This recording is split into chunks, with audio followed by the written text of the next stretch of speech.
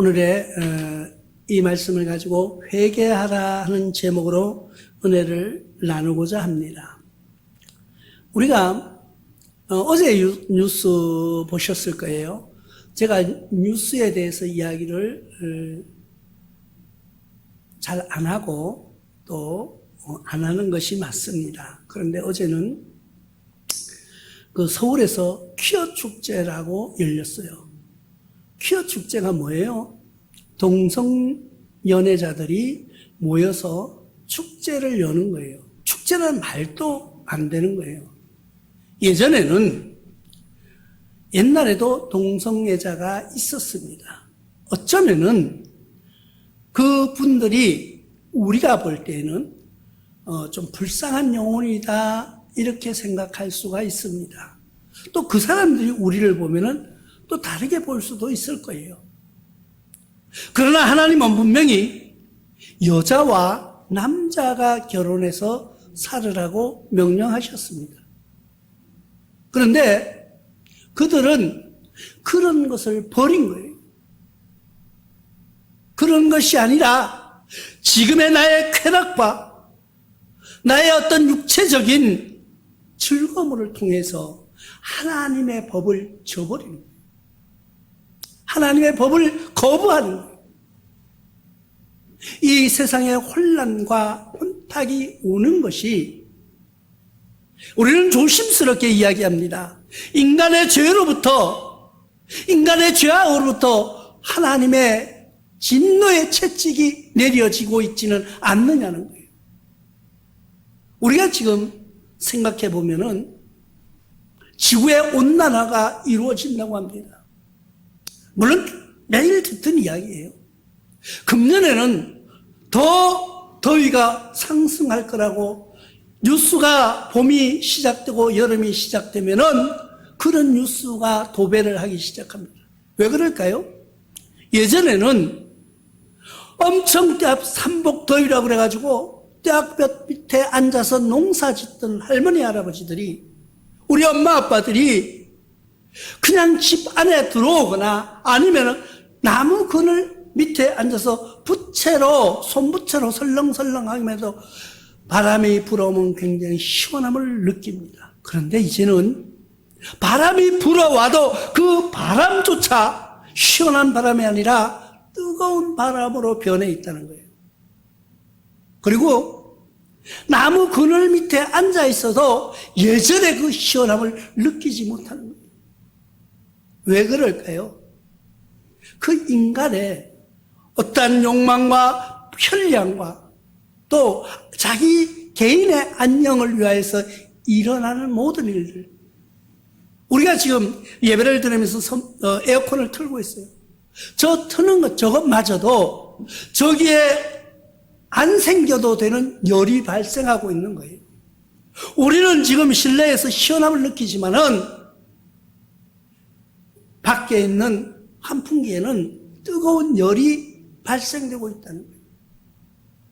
우리만요? 아니에요. 아파트는 아파트대로, 가정은 가정대로, 또 상점은 상점, 업체는 업체는 모든 것들의 열을 내지 않아도 될 열들이 나고 있다는 거예요. 그 열에 의해서 지구가 점점 뜨거워져 가고 있고요. 그로 인해서 우리가 어떤 질병이 생기지 않나 하는 생각도 해보는 거예요. 옛날 어른들은 뭐라고 말씀하셨습니까? 여름에는 뜨거워야 되고 겨울에는 추워야 된다고 말합니다.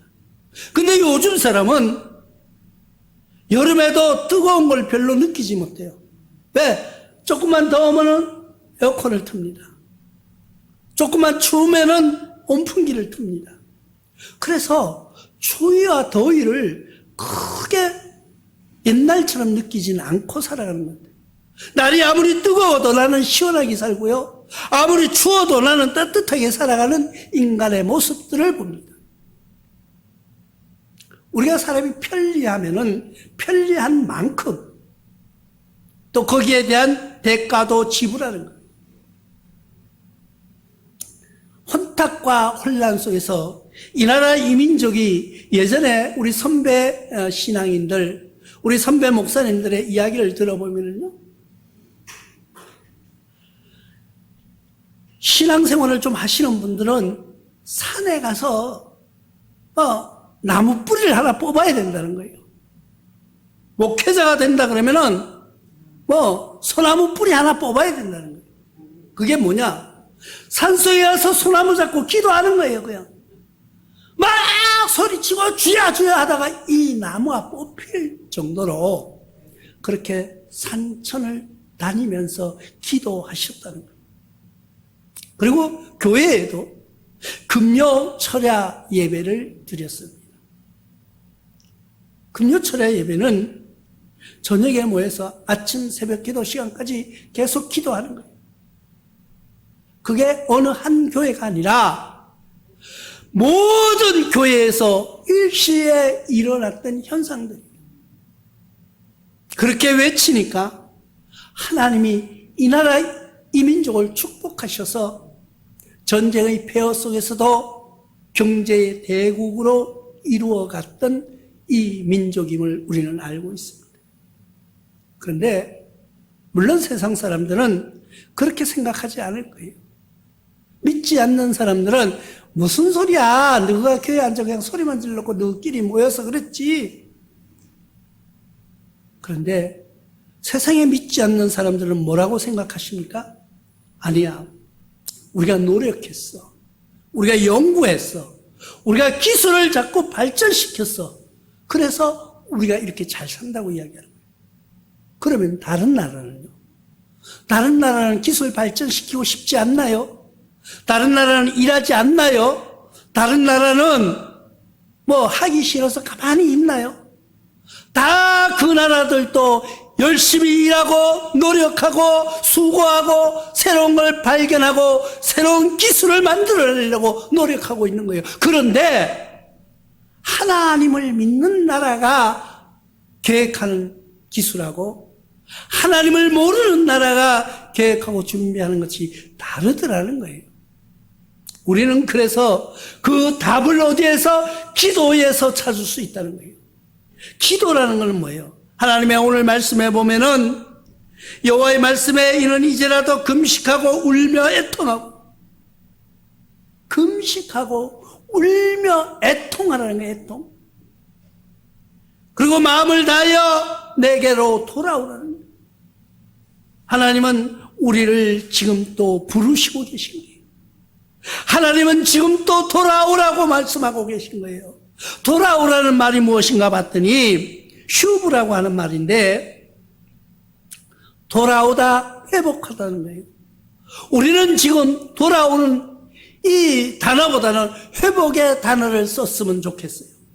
이 하나님의 부르심은 우리의 신앙이 회복되어 가는 거예요. 우리의 신앙이 주님 앞에 꿇어 엎드렸던 그 신앙으로 회복되어 가는 거예요.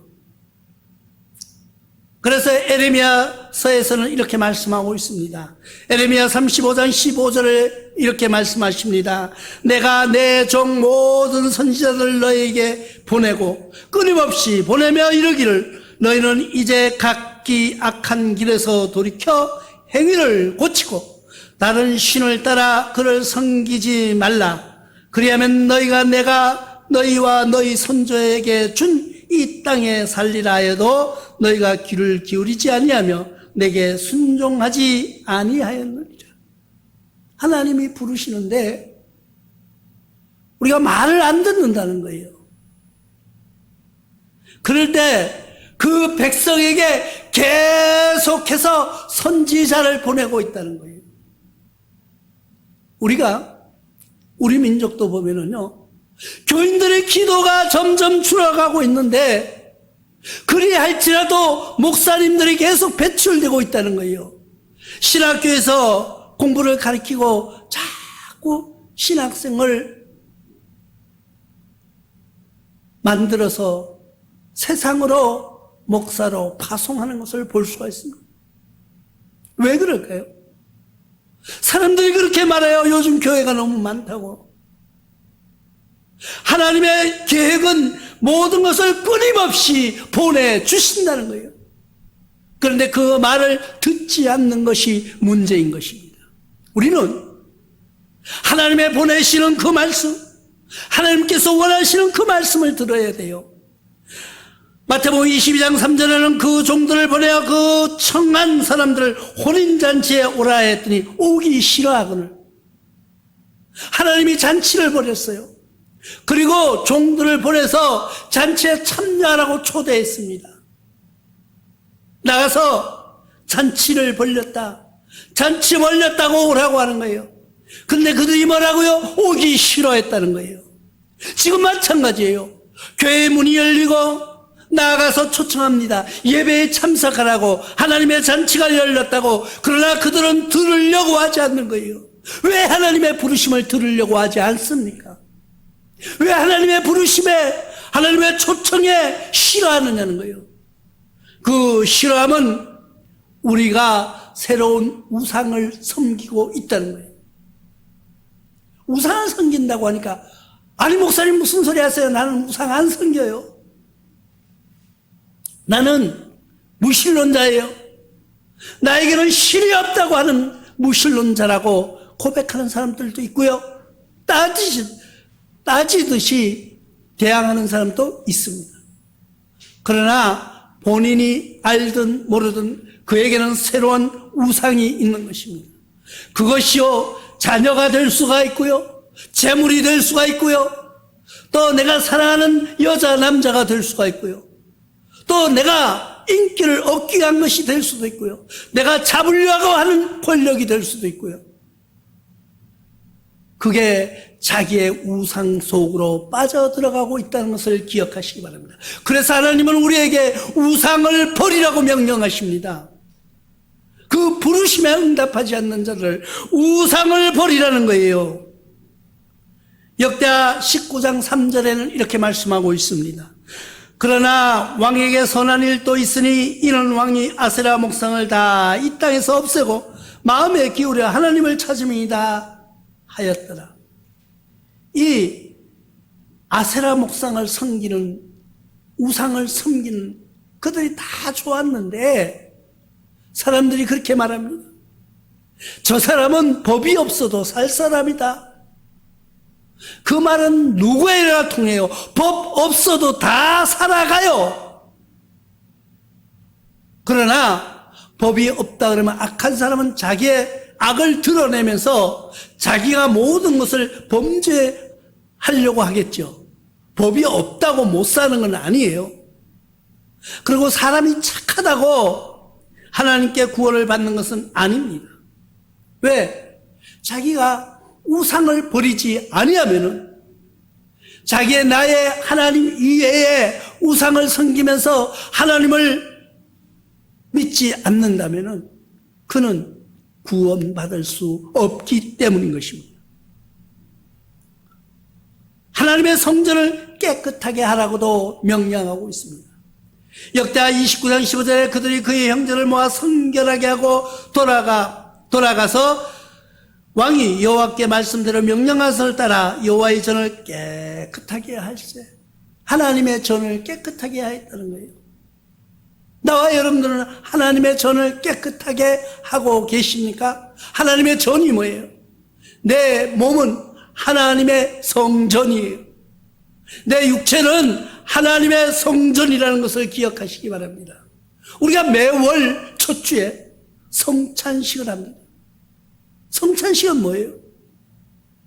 예수님의 피와 살이 내 몸에 들어오는 의식이에요. 예수님께서는 성찬 마지막 하시면서 제자들에게 그렇게 말씀하신 거예요. 이것은 내 몸이요, 이것은 내 피라고 말씀하시면서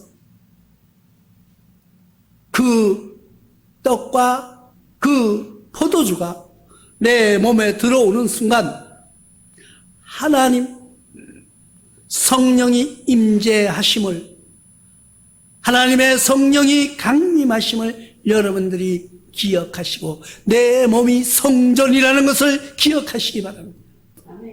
우리는 말씀 그대로 보면은요, 성찬식이 뭐냐고 물으신다면은 예수님이 이 땅을 떠나시기 전에 제자들을 향하여서 증표로 남겨주신 거예요.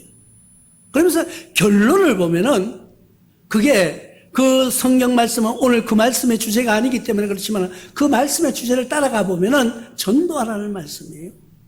전도하라는 말씀. 우리는 주께로 돌아가야지만이 살 수가 있는 거예요. 아이고, 당신은 목사니까 맨날 주님께 돌아가야 살 수 있다고 말하는 것 같지만은 우리가 세상을 바라보십시오. 세상을 판단해 보십시오. 여러분들이 세상을 살아가면서 많은 사람들과 많은 경우를 겪었을 거예요. 예수 믿는 사람도요, 사업에 실패하고요, 병이 걸리고요, 재산이 날아가고요, 어렵게 사는 사람도 많아요. 그러나 그 마지막에 결론으로 가보시기 바랍니다. 예수 믿는 사람도 자녀가 부모보다 먼저 하나님의 부르심을 받는 경우도 있고요. 내가 사업을 벌려놨다가 그 사업이 왕창 망해서 빚을 지는 경우도 있다는 거예요. 그러면은 사람들이 그렇게 얘기해요. 저 예수 제대로 안 믿어 그렇다고. 세상 사람이요? 아니요. 믿는 사람들이 그렇게 말하는 거예요. 그러나 그것은 결코 아니에요. 하나님이 더 큰 일을, 더 큰 사랑을, 더 큰 역사를 이루기 위하여서 그를 채찍으로 드신 거예요. 우리는 명심보감이라는 책이 있습니다. 그 책에 보면은 사랑하는 아들이여거든 그 아들에게 채찍을 드라고 말씀하고 있습니다. 그리고 네가 미워하는 아들이 있느냐? 그 녀석에게는 밥을 많이 주라는 거예요. 우리가 밥을 많이 준다고 결코 부모님의 사랑받는 것이 아니라는 것을 기억하시기 바랍니다. 왜 그런 말을 했을까요? 내가 별로 사랑하지 않는 자녀는 자꾸 귀찮게 하니까 밥이나 줘서 먹고 조용히 있어라 이 말이에요. 조용히. 그런데 내가 정말 사랑하는 아들이고 이 아들을 내가 크게 쓰려면은 바르게 가르치는 거예요. 채찍을 들고 종아리를 치면서 그 자녀가 잘 되기를. 우리는 하나님의 일꾼으로 태어나는 것도 하나님의 사역에 동참하는 일도 우리는 시련과 고난이 없으면은요 정금으로 나올 수가 없습니다. 우리는 여러분들이 귀하게 생각하는 보석을 한번 생각해 보십시오. 우리가 흔하게 가지고 있는 금반지, 금목걸이 한번 생각해 보십시오. 금이 그냥 금이 되는 것이 아니에요.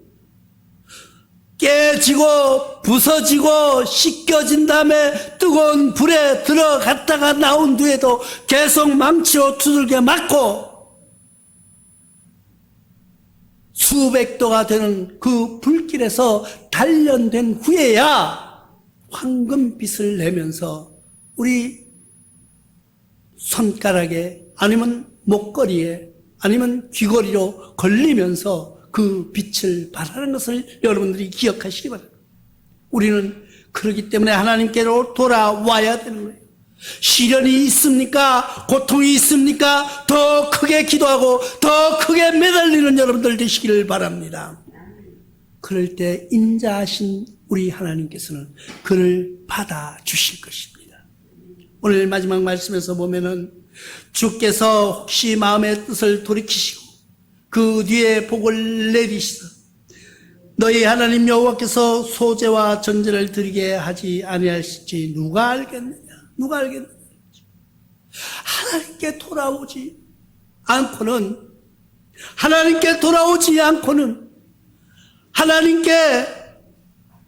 하나님께 예배할 수 없는 우리 현실 속에서 돌아와야 된다는 거예요. 우리의 우리 소재라는 게 뭐예요? 우리가 지금 하나님께 드리는 것은요, 이 예배를 드리는 것인데, 하나님이 예배를 받지 않는 모습에서 이제 출발하는 거예요. 근데 우리가 회개하고 돌아오면은, 하나님 앞에 굴복하고, 하나님 앞에 나와 엎드리면 그 예배를 받아주신다는 거예요. 인자하신 하나님을 여기서 이야기하고 있는 것입니다. 그렇기 때문에 그 주는 뭐예요? 회개라는 거예요. 우리는 회개하라고 말씀하고 있는 거예요. 나는 회개할 게 없어요. 나는 지은 게 없어요. 지은 죄가 없어요. 남에게 물어봐요. 나 같은 사람 어디 있느냐고. 내가 남의 거 도둑질 한번 한 것도 없고요. 남의 거 한번 탐낸 것도 없고요. 나는 뺏기기만 했어요. 나는 사기만 당했어요. 하나님은 그런 자세를 원하는 것이 아니라 자기의 생활, 자기의 모습, 모든 것에서 자기 죄인됨을 고백하는 거예요. 우리가 하나님을 믿지 않는 것이 성경에서는 가장 큰 죄라고도 말씀하고 있는 것을 볼 수가 있습니다. 나와 여러분들은 주님께 나와서 회개하고 엎드리는 그런 모습으로 주님의 사랑하는 자녀들이 되어지기를 바랍니다. 우리가 세상을 살아가면서 보면요, 우리는 호세아라는 성경이 있습니다. 그 성경에 보면은 너무나도 좀 안타까운 호세아의 모습을 봅니다. 그가 선지자예요. 그런데 하나님이 그에게 명령하는 거예요. 어떤 여자를 지정해 주면서 그 여자에게 장가가라는 거예요. 그런데 내가 아무리 생각해봐도, 내가 목사로서 아무리 마음이 넓은 마음으로 생각해봐도 도저히 결혼이 안 되는 거예요. 왜 안 될까? 그 여인은 창녀였다는 거예요. 근데 내가 아무리 용서하고 하려고 해도 마음이 안 되는 거예요. 근데 하나님은 그를 향하여서 뭐라고? 그에게 장가가라는 거예요. 그 호세아는 뭐를 비유하고 있습니까? 하나님을 말씀해주고 있는 거예요. 하나님이, 이 음녀는 누구예요? 음녀는 우리예요. 하나님이 우리에게 장가 오신다는 거예요. 내가 너희 장가들어 영원히 살되, 호세아 2장 19절 말씀입니다. 정의와 공의와 정의와 은총을 국리를 여김으로 내가 장가든다는 거예요. 우리가 기쁘지 않아요? 나와 여러분들이 음녀로 살고 있는데 우리는 죽을 수밖에 없고 어느 누구도 나를 거들떠보지도 않는데 하나님이 장가 온다는 거예요. 하나님이 장가 들어주신다는 거예요. 호세아가 그 여인에게 장가가는 모습을 우리가 기억해 보시기 바랍니다. 그것이 하나님이 음녀된 우리에게 장가오시는 인자심을 우리가 깨달을 수 있는 거예요. 그런데 그 결론을 쭉 보면 그리해도 그 음녀는 어떻게 했어요? 그 호세아의 사랑을, 그 호세아의 인자함을 제대로 받아들이지 못했어요. 또 애 낳고 살다가 또 나가고, 애 낳고 살다가 또 나가고, 우리 모습이 그렇다는 거예요. 우리는 그런 모습에서 주님 앞에 회개하는 여러분들 되시길 바랍니다. 주님 앞에 회개하고 다시 돌아와 주님께 무릎 꿇는 그런 역사가 일어나시길 주님의 이름으로 축원합니다.